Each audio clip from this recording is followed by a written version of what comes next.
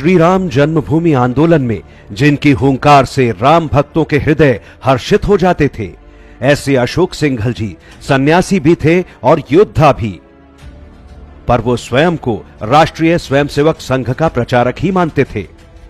जन्म अश्विन कृष्ण पंचमी 27 सितंबर 1926 को आगरा उत्तर प्रदेश में हुआ। 7 भाई और 1 बहन में वे चौथे स्थान पर थे। मूलतः यह परिवार ग्राम बिजौली, जिला अलीगढ़, उत्तर प्रदेश का निवासी था। पिता श्री महावीर जी शासकीय सेवा में उच्च पद पर थे। घर में सन्यासी और विद्वानों के आने के कारण बचपन से ही उनमें हिंदू धर्म के प्रति प्रेम जागृत हुआ। 1942 में प्रयाग में पढ़ते समय प्रोफेसर राजेंद्र सिंह यानी रज्जू भैया ने उन्हें स्वयंसेवक बनाया। बचपन से ही उनकी रुचि शास्त्रीय गायन में रही।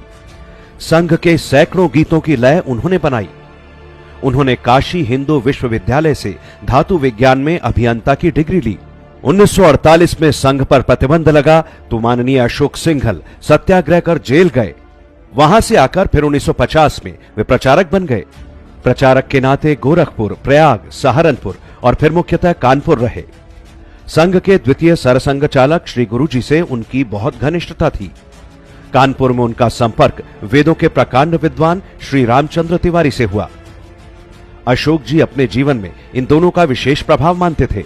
समाज से जो हम मठों तक सिमट गए थे, अशोक सिंघल जी ने हमको फिर से समाज में जो अपना कर्तव्य बोध करा करके और समाज में पहुंचाने का काम, समाज में हम अपने कर्तव्य को निभाकर उनको दिशा प्रेरणा देने का काम, यह हमारा काम था। लेकिन यह काम अशोक जी की प्रेरणा से हमको समाज में जाने का यह दृष्टि मिली। किसी ने कभी ये नहीं कहा कि हमारी कुर्सी आगे लगनी चाहिए कि पीछे लगनी चाहिए। ये मेरा निजी अनुभव है। इसके पीछे अशोक सिंघल जी की तपस्या, संबंध नहीं, राम जन्मभूमि के प्रति उनकी तपस्या, उस तपस्या का फल सब संत अनुभव करते हैं। 1975 के आपातकाल में वे लोगों को जुटाते रहे। 1977 में वे दिल्ली प्रांत के प्रांत प्रचारक बने। 1981 में दिल्ली में विराट हिंदू सम्मेलन हुआ। उसके पीछे शक्ति अशोक सिंघल जी और संघ की थी। उसके बाद इन्हें विश्व हिंदू परिषद की जिम्मेदारी दी गई। एकात्मता रथ यात्रा, संस्कृति रक्षा निधि, राम जानकी रथ यात्रा, रामशिला पूजन, राम ज्योति आदि कार्यक्रमों से परिषद का नाम सर्वत्र फैल गया। चाहे अमरनाथ का मामला हो, चाहे बूढ़ा अमरनाथ का मामला हो, चाहे राम जन्मभूमि का मामला हो या राम सेतु का मामला हो, ऐसे कई पड़ाव आते थे जहां अनिश्चय की स्थिति बनती थी। लेकिन माननीय अशोक सिंघल जी एक निश्चय भाव से आगे बढ़ते थे और समाज पर विश्वास करते हुए उस कार्यक्रम को सफल कराया करते थे। परिषद के काम में बजरंग दल, परावर्तन, गाय, गंगा, सेवा, संस्कृत, एकल विद्यालय आदि कई नए आयाम जोड़े गए। पर श्री राम जन्मभूमि आंदोलन ने देश की सामाजिक और राजनीतिक दिशा ही बदल दी। श्रद्धेय अशोक सिंघल जी परिषद के 1982 से 86 तक संयुक्त महामंत्री, 1995 तक महामंत्री, 2005 तक कार्याध्यक्ष, 2011 तक अध्यक्ष और फिर संरक्षक रहे।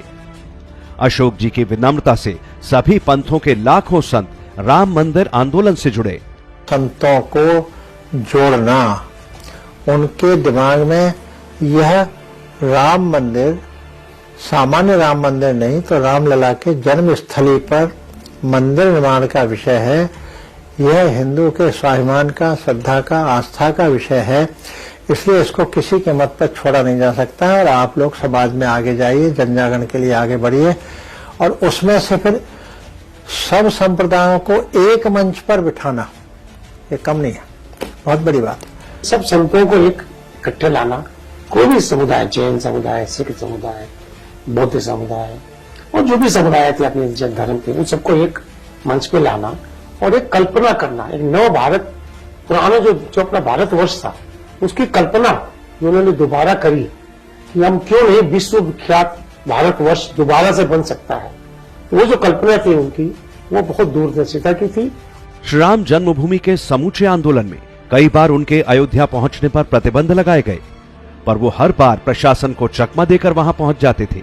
श्री राम जन्मभूमि आंदोलन की परिणति ही थी कि 6 दिसंबर 1992 को राम भक्तों ने उस बाबरी ढांचे को गिरा दिया। अगर कोई नाम सर्वोपरि कहा जा सकता है तो वह है माननीय अशोक सिंघल जी का। उनके कुशल नेतृत्व, अदम्य साहस, दूरदृष्टि, संगठन कौशल्य, दृढ़ निश्चय, इन सब का ही परिणाम था कि आज यह आंदोलन निर्णायक स्थिति पर पहुंच सका है। और अशोक जी के मन में ये था कि एक समय आएगा जब अयोध्या से आवाज उठेगी तो पूरे विश्व को सुनना पड़ेगा। अयोध्या जो तय करेगा विश्व की रूपरेखा कैसी है, अयोध्या तय करेगा संसार कैसे चलेगा, विश्व कैसे चलेगा, हर दृष्टि से।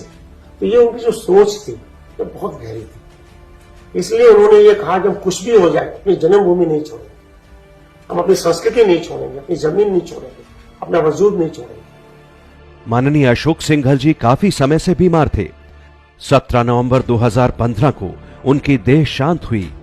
वे प्रतिदिन परिषद कार्यालय में लगने वाली शाखा में आते रहे थे। अंतिम दिनों में भी उनकी स्मृति बहुत अच्छी थी। वे आशावादी दृष्टिकोण से सदा काम को आगे बढ़ाने की बात करते थे। अयोध्या में श्री राम लला का भव्य और दिव्य मंदिर उनके लिए सच्ची श्रद्धांजलि है।